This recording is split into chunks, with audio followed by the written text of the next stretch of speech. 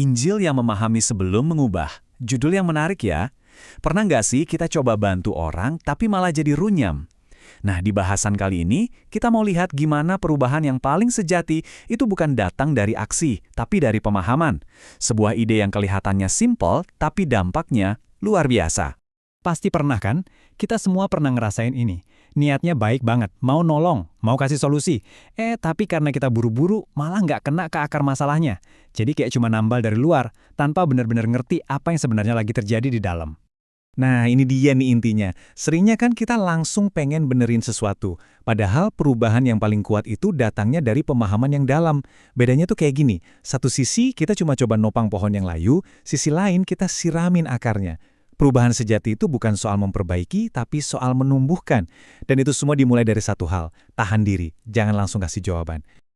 Oke, biar lebih kebayang gimana cara kerjanya di dunia nyata, kita bakal belajar dari kisah yang luar biasa nih, dari seorang Albert Kruit di Sulawesi Tengah. Pengalamannya benar-benar jadi contoh nyata betapa kuatnya prinsip pahami dulu sebelum mengubah. Oke, kita masuk bagian pertama. Simple banget prinsipnya. Pertama, dengarkan secara mendalam. Semua perubahan yang beneran ngefek itu mulainya dari langkah fundamental ini. Coba deh lihat perbedaannya. Kruit itu bisa aja datang sebagai penakluk rohani. Datang, maksain jawaban, ngejudge budaya setempat. Tapi dia nggak milih jalan itu. Dia justru memilih jadi pembelajar yang rendah hati. Dia datang buat nanya, buat nyatet, dan yang paling penting, buat dengerin. Bener-bener dengerin supaya paham dunia dari kacamata mereka. Dan filosofi ini sebenarnya udah ada dari dulu, seperti yang tertulis di Yakobus 1 ayat 19, setiap orang hendaklah cepat untuk mendengar, tetapi lambat untuk berkata-kata. Dengerin itu bukan berarti pasif loh, justru ini tindakan aktif. Tindakan buat nunjukin rasa hormat dan ngebuka jalan buat pemahaman yang sesungguhnya. Oke, kita lanjut ke bagian kedua, iman dengan akar yang nyata. Jadi, setelah kita dengerin, tujuannya apa? Bukan cuma buat ngubah yang kelihatan di permukaan aja, tapi buat ngebangun sesuatu yang jauh lebih dalam. Nah, disinilah kita masuk ke konsep kuncinya.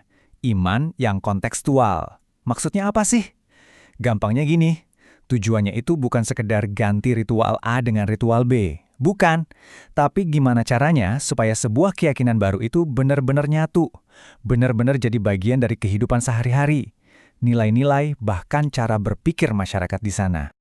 Di sini, kita bisa lihat perbedaannya. Ada perubahan dangkal, itu kayak ganti ritual lama sama yang baru. Gampang sih, tapi ya cuma di permukaan. Ibaratnya nempelin daun di ranting kering. Kelihatan bagus sebentar, tapi gampang rontok. Nah, lawannya adalah iman yang berakar dalam. Ini soal menenun keyakinan itu ke dalam kain kehidupan sehari-hari. Prosesnya kayak nanam pohon baru. Butuh waktu, butuh sabar, tapi hasilnya kuat dan jadi bagian dari lingkungan itu sendiri. Nah, ngomongin soal butuh waktu, kita masuk ke bagian ketiga, hikmat dari kesabaran. Jelas, proses nanam benih kayak gini nggak bisa instan kan? Ini pilar penting selanjutnya dari metode Kruit. Dan ini yang perlu kita ingat baik-baik, pendekatan kayak gini tuh bukan jalan pintas. Sama sekali bukan. Malah sebaliknya, jalannya panjang, penuh tantangan. Kruit itu harus menghadapi penolakan, salah paham. Prosesnya melelahkan banget, jauh dari yang namanya sambutan hangat. Prosesnya tuh kira-kira kayak gini. Fase pertama, dia datang buat dengerin dan belajar. Terus masuk fase kedua, malah dapat penolakan dan disalahpahami. Tapi dia nggak nyerah. Masuk fase ketiga, dia tetap ada di sana, nunjukin kehadiran yang setia. Baru deh setelah semua itu, masuk fase keempat, pertumbuhan yang otentik mulai terjadi. Jadi ini benar-benar sebuah proses, bukan kejadian satu malam. Nah, kutipan dari Galatia 6 ayat 9 ini kayak jadi bahan bakarnya kesabaran.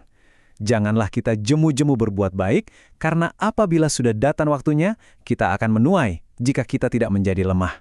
Ini pengingat kuat banget buat kita, supaya percaya sama prosesnya, bahkan waktu hasilnya belum kelihatan sama sekali.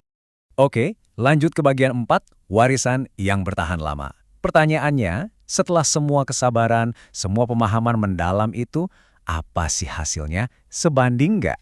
Grafik ini ngejelasin hasilnya dengan gamblang.